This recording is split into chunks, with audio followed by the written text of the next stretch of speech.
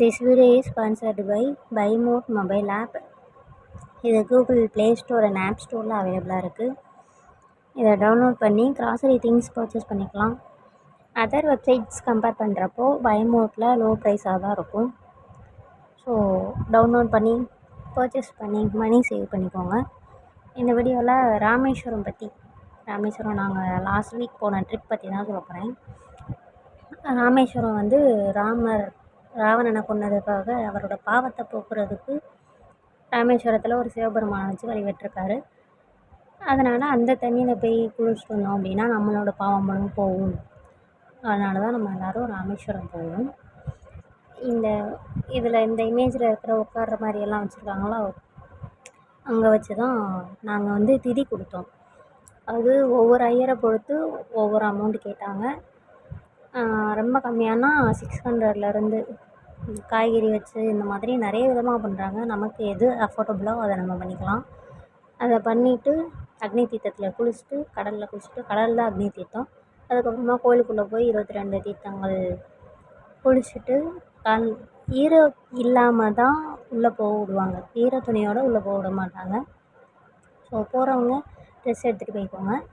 அங்கே குளித்து சாமி கும்பிட்டுட்டு நேராக ராமர் பாதம் கோயில் இருக்குமா, அங்கே போய் சாமி கும்பிட போனோம். ராமர் பாதம் அந்த கோயிலில் வந்து ராமரோட பாதம் இப்படி தான் இருக்கும் சின்னதாக. அதுக்கு தான் ஐயர் வந்து பூஜை பண்ணி நம்மளும் போய் சாமி கும்பிட்டு வந்தோம். அடுத்ததாக நமக்கு ராமேஸ்வரம்னா அடுத்ததாக ஞாபகம் வர்றது தனுஷ்கோடி, கடல் எல்லாம் சேர்கிற இடம். அந்த ஒரே ஒரு ரோடு லேண்டோட லாஸ்ட் ரோடா, அதை போய் பார்த்துட்டு வந்தோம். ஃபுல்லாக 3 பக்கமும் தண்ணி.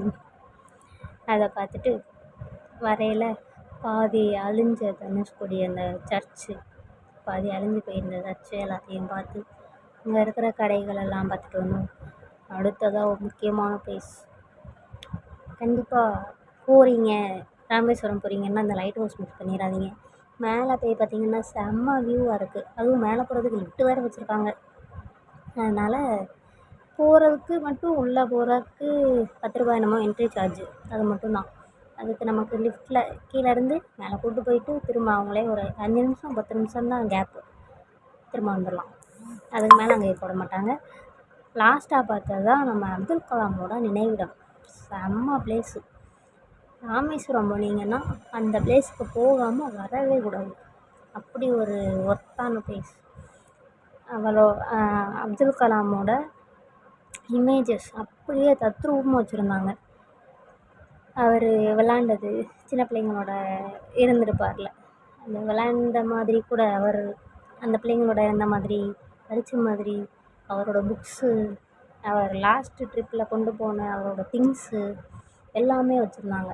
அப்படிப்பட்ட ஒரு இடம், மிஸ் பண்ணிடக்கூடாத இடம். அந்த ஏவுகணை மாதிரியெல்லாம் கூட வெளியில் வச்சுருந்தாங்க. ரொம்ப முக்கியமானது, அவர் இந்த டேபிளில் உட்காந்துருக்கிற மாதிரியே ஒரு பொம்மை மாதிரியே இருந்தது. ஆனால் எனக்கே டவுட் வந்துச்சு, ஒருவேளை கால் அசைதோ யாராவது ஆள் உட்காந்துருக்காங்களோ அப்படிங்கிற மாதிரி டவுட் வந்துச்சு. அவ்வளோ தத்ரூபமாக வச்சுருந்தாங்க. இந்த வீடியோ உங்களுக்கு பிடிச்சிருந்துச்சுன்னா ஒரு லைக் போடுங்க. தேங்க்யூ.